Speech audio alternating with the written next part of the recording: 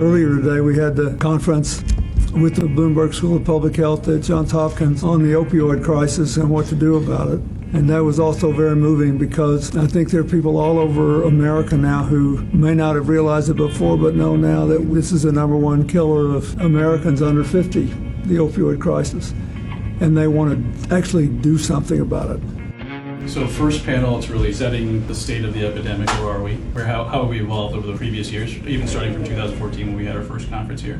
This is like a good news, bad news story to me. The good news is this is the first drug epidemic when we act like a grown-up country and we're treating it like a public health problem instead of primarily a criminal justice problem. This is the first epidemic we've had killing this many people that had a non-violent delivery chain.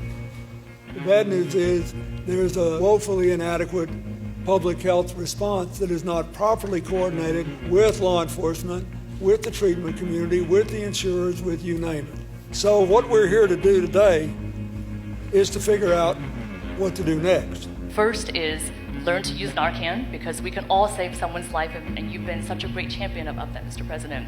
The second is to change our language, change the way that we speak about the issue, how we can reframe our own language around speaking about the disease of addiction, for example. And I'd say the third thing that we can all do is think about what is in our wheelhouse.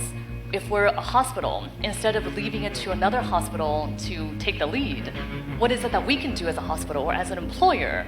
What is it that we can do as an employer or a union or a policymaker? So I thank you for supporting us in building our public health infrastructure and for raising awareness of the issue today.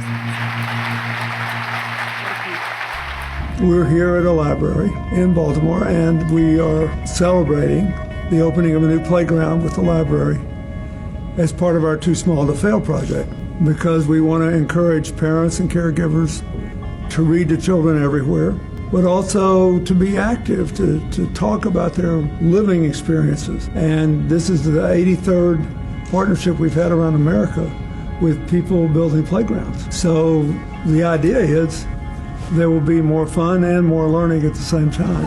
Hi, what's your name? Isabella. Isabella. How old are you? 3. Libraries have always been very important to us. My mother was an English teacher. One of the things that she would do was take us to the library, and I love to hear the books crack open. Just the ritual of being able to pick out your own books and getting excited and having an adventure in your mind has always been really important to me, and I think that children will mimic what they see. Yeah. I love to read. My husband used to like to read. She will love to read, because I make it exciting. It's not a chore, it's a privilege. Is there any one thing that stuck with you today more than anything else? The little girl that I walked out with, she was in a way a microcosm of the hope that I hope we can bring to every one of our endeavors, from trying to turn the tide on the opioid epidemic to give kids in school a healthier life and a chance to avoid diabetes, to It's Too Small to Fail initiative, which gets them off to a better start. All these things can make a huge difference in people's lives.